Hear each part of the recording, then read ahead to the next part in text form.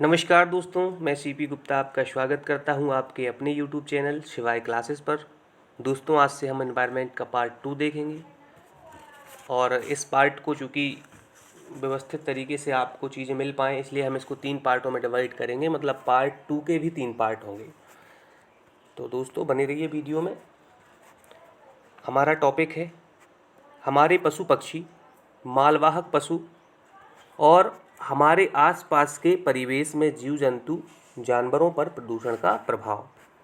किसका प्रभाव? प्रदूषण का प्रभाव। तो ये हमारा टॉपिक है, इस टॉपिक को हम पढ़ेंगे। तो इस टॉपिक को पढ़ने से पहले हमें ये जानना आवश्यक है कि आखिरकार जंतु क्या है। तो जंतु को जानते हैं तो पृथ्वी पर जीव जंतुओं का एक विशाल भंडार है, यह विशाल संसार है। जीव जंतुओं को भी मनुष्य की तरह आवास, भोजन एवं जल की आवश्यकता होती है और वे भी पर्यावरणीय दशाओं से प्रभावित होते हैं। जैसे हम प्रभावित होते हैं ऐसे ही जीव जंतु भी पर्यावरणीय दशाओं से प्रभावित होते हैं।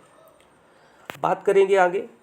पृथ्वी पर पाए जाने वाले समस्त प्राणियों एवं पादपों में भिन्नता पाई जाती है, जैसे रंग, रूप, आकार एवं स्वभाव, और इन विविधताओं को ही जैव विविधता कहा जाता है।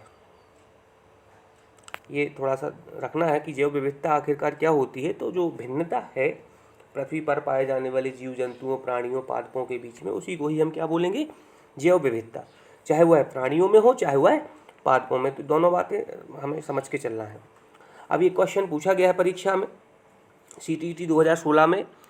पशुओं की जो त्वचा है, पशुओं की त्वचा पर विविध पैटर्न या डिज़ाइन उस जलवायु के कारण होते हैं जिसमें वे रहते हैं। मतलब आज हम देखते हैं कि जो पशु हैं, जो जानवर हैं, अलग अलग प्रकार के हमें देखने को मिलते हैं रंग, रूप, आकार में। तो ये सब कारण किसका होता है? जलवायु का। ठीक है ना। अब एक मोस्ट इम्पॉर्टेंट यहाँ से क्वेश्चन बन जाता है कि जंतु जगत, जो जंतु के बारे में पढ़ रहे हैं, जंतु जगत का आधुनिक वर्गीकरण करने का श्रेय किसको जाता है? तो उनका नाम है कैरोलस लीनियस। कैरोलस लीनियस को जाता है। तो जंतु जगत का आधुनिक वर्गीकरण जो किया हुआ है। चलिए अब आगे बात करेंगे हम। ब्रह्मांड में पाए जाने वाले जंतुओं को निम्न श्रेणियों में विभक्त किया गया है। जो ब्रह्मांड में जंतु पाए जाते हैं उनको निम्न श्रेणियों में बांटते हैं। पहले तो हम देखेंगे इसको, जंतु को, कि जंतु जो है इसको 2 भागों में बांटते हैं। मतलब इसको दो पार्ट हैं इसके। पहला है कशेरुकी और दूसरा है अकशेरुकी। कशेरुकी और अकशेरुकी। अब यहाँ बात करेंगे हम कशेरुकी जंतु की। तो वे जंतु जिनके शरीर में रीढ़ की हड्डी होती है कशेरुकी जंतु कहलाते हैं। जैसे स्तनधारी मैमल्स, मतलब जैसे कि मनुष्य हो गया, जिनके बच्चे होते हैं, तो वो आपके आएंगे कशेरुकी जंतु में। सरीसृप हो गए, रेंगने वाले जितने भी जंतु हैं वो भी कशेरुकी जंतु में जाएंगे। पक्षी हो गए, मत्स्य हो गया, उभयचर, जो जानेंगे उभयचर क्या होता है आगे। तो उभयचर आदि ये सब क्या है? कशेरुकी जंतु है। अब हम बात करेंगे इसी में अकशेरुकी जंतु की। तो ऐसे जंतु जिनके शरीर में रीढ़ की हड्डी नहीं होती है, जिनमें रीढ़ की हड्डी नहीं होती है, अकशेरुकी जंतु कहलाते हैं। जैसे तितलियाँ, प्रवाल, केकड़े, कृमि आदि। और दोस्तों यहाँ पे हमें ये बात समझ के चलना है कि अभी तक ज्ञात समस्त जंतुओं की जातियों में अकशेरुकी जंतुओं की संख्या लगभग कितनी है? 95%। मतलब 100% में से 95% हमें अकशेरुकी जंतुओं के बारे में जानकारी मिली है। सिर्फ 5% जानकारी किसकी है? कशेरुकी जंतुओं की है।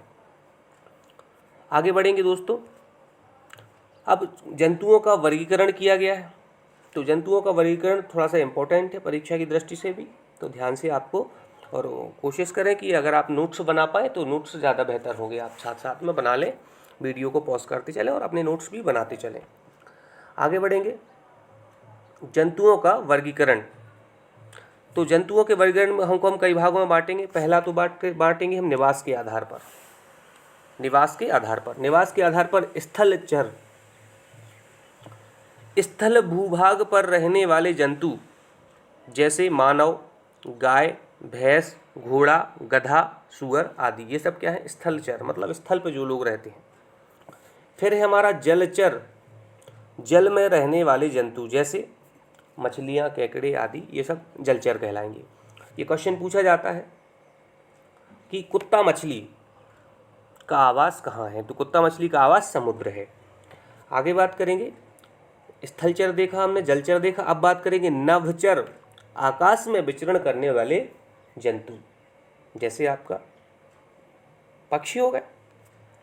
फिर बात करेंगे उभयचर, ये इंपॉर्टेंट है परीक्षा की दृष्टि से, ऐसे जंतु जो जल और स्थल दोनों में रहते हैं, जैसे मेंढक उभयचर है, मेंढक कछुआ उभयचर है। ये सारी चीज़ें जो है ये उभयचर में आएंगी, जो जल में भी रहते हैं और स्थल भाग में भी रहते हैं।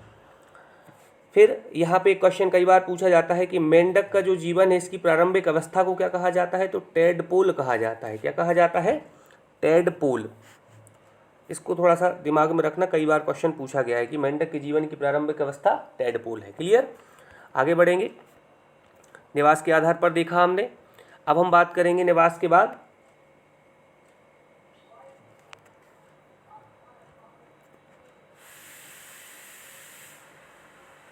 जलवायु के आधार पर। तो जलवायु के आधार पर गर्म जलवायु में रहने वाले जंतु जैसे ऊंट, भेड़, चिंकारा आदि। चूँकि ये थोड़ा सा पट्टी आ गई है, अब उतना एडिटिंग मुझे आता नहीं है, तो थोड़ा सा एडजस्ट कर लीजिएगा आप लोग। गर्म जलवायु में रहने वाले, जलवायु के आधार पर पढ़ रहे हैं, जैसे हमने निवास के आधार पर पढ़ा था वैसे ही हम जलवायु के आधार पर पढ़ेंगे। तो गर्म जलवायु में रहने वाले जीव जंतु जैसे ऊंट, भेड़, चिंकारा आदि। अब फिर यहाँ पे है एक सर्द जलवायु, गर्म और सरद, सर्द जलवायु में रहने वाले जंतु ध्रुवीय भालू, याक आदि। क्लियर। अब तीसरा टाइप से हमारा प्राकृतिक समानता के आधार पर, प्राकृतिक समानता के आधार पर। तो सबसे पहले यहाँ पे इंपॉर्टेंट रखना है आपको एनाइमा।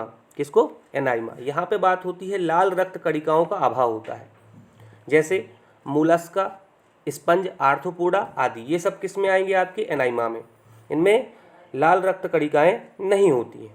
ठीक है। अब इनेइमा में बात करेंगे हम, लाल रक्त कणिकाओं की उपस्थिति होती है, जैसे मनुष्य हो गए, गाय, मछली, मेंढक आदि। ये सब इस लाल रक्त कणिकाओं की इनमें उपस्थिति होती है। क्लियर है। तो ये प्राकृतिक समानता के आधार पर वर्गीकरण हो गया। अब हम बात करेंगे पोषण के आधार पर। तो पोषण के आधार पर बात करेंगे तो स्वपोषी, स्वपोषी मतलब ऑटोट्रॉप्स, मतलब जो अपना भोजन स्वयं, जो अपना भोजन पोषण स्वयं करें, जैसे युगलिना क्लोरोप्लास्ट। ये एक जीव ऐसा है कि ये अपना भोजन स्वयं बनाता है। फिर परपोषी की बात करेंगे, हेटेरोट्रॉप्स, सभी प्रकार के जीव जंतु, मतलब जो दूसरे पर निर्भर होते हैं। ठीक है। आगे बढ़ेंगे, कोशिका के आधार पर। कोशिका के आधार पर भी दो प्रकार से बांटा है हमने, एक कोशिकीय जंतु, अमीबा, पैरामीशियम, युगलिना, एक कोशिकीय जंतु में आएगा आपका। अच्छा, इन जंतुओं की खास बात यह है कि इनको हम नग्न आँखों से नहीं देख सकते, इनको देखने के लिए हमें सूक्ष्मदर्शी की आवश्यकता होती है, मतलब इन जंतुओं को सूक्ष्मदर्शी द्वारा देखा जा सकता है। फिर दूसरा है आपका बहुकोशिकीय जंतु। इनमें कई प्रकार की कोशिकाएं होती हैं, जैसे स्पंज, जैसे स्पंज। अब स्पंज जो है इसमें कई प्रकार की बहुकोशिकीय जंतु में आएगा आपका। इसके शरीर पर छिद्र होते हैं, चल नहीं सकते हैं, इसकी विशेषता है। कॉलोनी में रहते हैं ये स्पंज। तो ये कोशिका के आधार पर वर्गीकरण हमने देखा। अब हम देखेंगे प्रजनन के आधार पर। तो प्रजनन के आधार पर भी हम दो भागों में बांटेंगे। पहला है अंडायुज। अंडायुज में आपका, जैसे जो सीधे शब्दों में समझे कि जो अंडा देते हैं, तो आपका छिपकली हो गया, मेंढक हो गया, पक्षी हो गया, ये सब चीज़ें जो आएंगी वो अंडायुज में आएंगी। अब इनकी विशेषताओं की बात करें तो इनके कान जो हैं बाहर नहीं दिखते हैं और इनके शरीर पर बाल नहीं होते हैं दोस्तों। फिर इसमें दूसरा है जरायुज। जरायुज जो है, जो मतलब जिनके बच्चे पैदा होते हैं, मतलब अंडा नहीं होता यहाँ पे, सीधा बच्चा पैदा होता है। ठीक है ना। स्तनधारी होते हैं, जैसे मनुष्य हो गया, हाथी, गाय, चमगादड़, बिल्ली आदि। अच्छा, इनकी विशेषताओं की बात करें तो ये बच्चे देते हैं, इनके कान बाहर होते हैं और इनके शरीर पर क्या पाए जाते हैं, रोम पाए जाते हैं। आगे बढ़ेंगे दोस्तों, हम बात करेंगे जंतुओं में श्वसन। अब हर जंतु में जो श्वसन क्रिया है वो अलग अलग तरीके से होती है, तो उसको हम जानेंगे। तो यहाँ पे हम जंतु की बात करेंगे। इस तरफ जंतु लिखा हुआ है और ये श्वास लेने वाले अंग, मतलब कौन सा जंतु किस अंग से श्वास लेता है। कई बार परीक्षाओं में पूछा गया है, तो परीक्षा की दृष्टि से इम्पोर्टेंट है। इसमें वही चीज़ें हमने लिखी जो पिछली परीक्षाओं में पूछे गए। बात करेंगे हम मेंढक की। तो मेंढक जो है वो सांस लेता है फेफड़े और त्वचा से, क्लियर। फिर है केचुआ। केचुआ त्वचा से लेता है, चूँकि इसकी त्वचा जो होती है वो कैसी होती है, आर्द्र होती है और चिकनी होती है, क्लियर। रेंगता है केचुआ, वो चिकना चिकना नमी होती है उसमें। और केचुआ तो वैसे भी नमी में रहता है। क्वेश्चन बनता है कि किसान का मित्र, तो किसान का मित्र कौन है, केचुआ है। मक्खी, कॉकरोच, मधुमक्खी, तो ये जो सब हैं ये जो श्वास लेते हैं वातक से लेते हैं। वातक मतलब कभी कभी ऑप्शन में इसको हैकिया भी मिलता है, ये काफ़ी इंपॉर्टेंट है। फिर आगे बात करेंगे ऑक्टोपस या मछली। ऑक्टोपस या मछली, तो ये जो है गिल्स से, इनके अंदर क्या होता है, गिल्स से ही क्या अपना श्वसन की क्रिया को पूर्ण करते हैं। गिल्स को हम क्लोम भी बोलते हैं। और फिर आगे बात करेंगे मनुष्य, शेर, पक्षी, सांप, ये सब कैसे लेते हैं, फेफड़े से लेते हैं। डॉल्फिन, व्हेल मछली, तो ये सब लेते हैं फेफड़े, या फेफड़े कभी कभी ऑप्शन मिलता है नासाद्वार या वात छिद्र, तो ये इनके श्वसन क्रिया के अंग हो गए कि कहाँ से कौन सा जीव जंतु सांस लेता है। तो दोस्तों इस भाग में हमने सिर्फ इतना ही जाना है। इसके बाद हम अगले 2 पार्ट और आएंगे, तो और चीज़ें जो इसकी शेष हैं हमारी वो हम कवर करेंगे। उम्मीद करता हूँ दोस्तों वीडियो आपको पसंद आया होगा। और दोस्तों थोड़ा सा एडिटिंग का ज़्यादा पोर्शन मैं जानता नहीं हूँ, तो थोड़ा सपोर्ट कीजिएगा। एक छोटी सी कोशिश कर रहा हूँ कि जिससे जो सिलेबस वो आप लोगों को कवर हो सके। ठीक है, धन्यवाद दोस्तों।